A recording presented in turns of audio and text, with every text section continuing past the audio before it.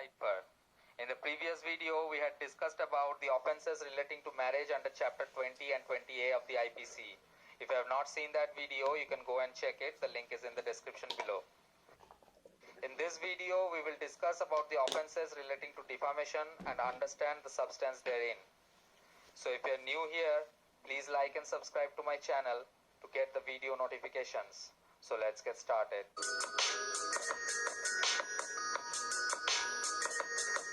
So today we are going to discuss about chapter 21, which deals with the offense of defamation. So what is defamation? Defamation is the offense of insulting a person in a way that is mentioned in section 499. So let's read this section to understand the offense. Section 499 talks about defamation, which says, whoever by words either spoken or intended to be read or by signs or visible representation makes or publishes any imputation concerning any person intending to harm or knowing or having reasons to believe that such imputation will harm the reputation of such person is said to have caused the defamation of a person. Let's first understand up to this point. It says that in order to defame a person, there shall be either words, it may be spoken, or it may be some kind of sign or a visual representation. So if a person does any of such thing, or he makes or publishes any imputation, so that where the concerning party is a particular person and the intention behind doing these kind of acts is to harm particular person, by doing such act or having reasons to believe that such kind of imputation will harm the reputation of such person. So the motive was to harm the reputation of such person. Then if that person does so with such kind of intention, then that person will be said to have committed an offense of defamation. Now there are some explanations. Explanation 1 says it may amount to defamation to impute anything to a deceased person. So not only living persons are covered under this section, also if anyone makes any imputation against a deceased person, a person who is not alive, that will also amount to defamation if such imputation harms the reputation of that person if living. So if that person was living, then such imputation would have harmed his reputation. So after he has died, that will also be counted under this section. Or if it is intended to be hurtful for the feelings of his family or his near relatives. So these things are covered under the offense.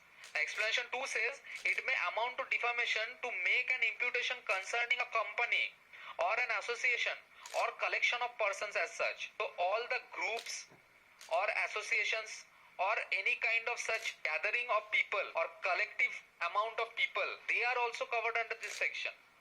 Explanation 3 says an imputation in the form of an alternative or expressed ironically may amount to defamation. So if someone is ironically expressing or using any alternative method to impute, then that will also amount to defamation. Explanation 4 says no imputation is said to harm a person's reputation unless that imputation directly or indirectly in the estimation of others lowers the moral or intellectual character of that person. So if it lowers the intellectual character or moral character of that person, then that imputation will be said to be harmful for that person's reputation. Or if it lowers the character of that person in respect of his caste or of his calling, or if it lowers the credit of that person or causes it to be believed that such body of that person is in a loathsome state or in a state generally considered as disgraceful. Anything that disgraces that person or his character or his moral or his intellect, then that will be deemed to be an offense under this section. Now however, there are some exceptions. To be exact, there are 10 exceptions when the offense of defamation will not be attracted. So what are the exceptions? It says imputation of truth which public good requires to be made or published. So if it is done for public good, any imputation is made to discover the truth so that the public comes to know about such truth, and it is done for the betterment of public, that is for the public good, then it is not an offense of defamation under the first exception. Now the second exception says that public conduct of public servant does not amount to defamation. So if a public servant is discharging his public function, that is his duty, then it will be not counted as defamation under the second exception.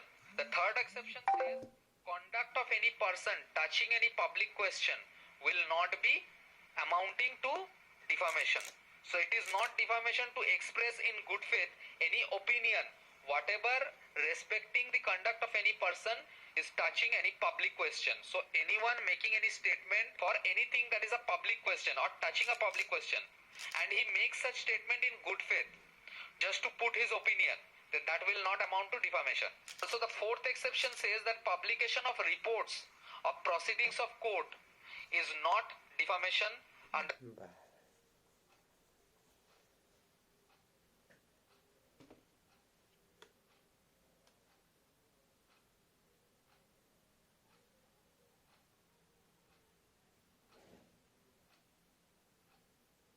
Hello Viren ji, congratulations.